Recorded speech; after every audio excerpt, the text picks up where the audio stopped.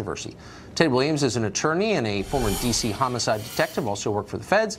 Heather McDonald is the author of the book, The War on Cops, How the New Attack on Law and Order Makes Everyone Less Safe, and they both join us tonight. Heather, first to you. Crime is going up in certain parts of the country. That seems obvious, not just the murder rate, but the armed robbery rate, for example. Is this part of the reason? Absolutely, Tucker. Cops across the country are deciding it's better to just drive on by that guy hanging out on a known drug corner at 2 a.m. hitching up his waistband as if he has a gun, because for the last 3 years they've been living with this specious Black Lives Matter narrative that says that that type of essential constitutional proactive policing is racist. They're worried about getting caught on a cell phone video having to use lawful force to subdue a resisting suspect, and they don't have to make those stops. Those are purely discretionary. And we've had a 20% increase in our murder rate in the last 2 years.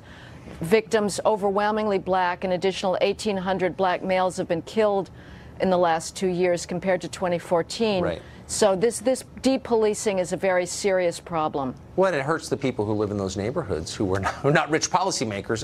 So, Mr. Williams, you've been on the retail end of this. You've been a cop.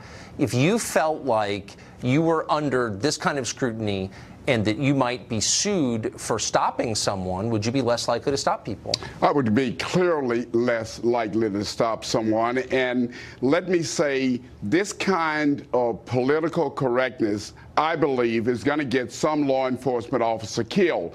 Just yesterday, in Baltimore, Maryland, a father of 5, Sean Shooters, stopped a guy and was shot in the head, and he's now dead. Police officers have to make split-second decisions, and you cannot micromanage police officers. And I'm just really upset with the manner in which New York is trying to micromanage their police officers, and they don't have the backs by their supervisors, don't have their backs, and that is very troubling. And it's obvious, and it's not just in New York, it's in a lot of other cities, including Chicago. Heather, there's got to be a way to work against or try and stop the abuse of power by anybody in authority, because it's always wrong, but at the same time allow police to keep crime under control. Why do we have to overcorrect so dramatically? Well, first of all, obviously officers have to be accountable, and we need transparency. So some sort of oversight is absolutely essential, but we have had that oversight. There is no evidence that we have had a problem with systemically racist policing.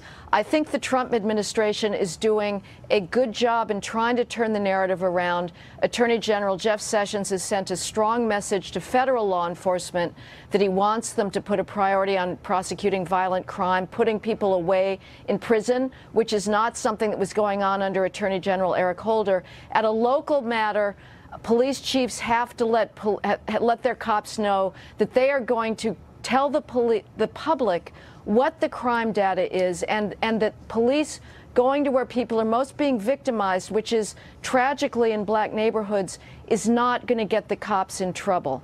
Right. So, Ted, I mean, when I was a kid, cities were depopulating because of crime. Do you think people have forgotten what that was like?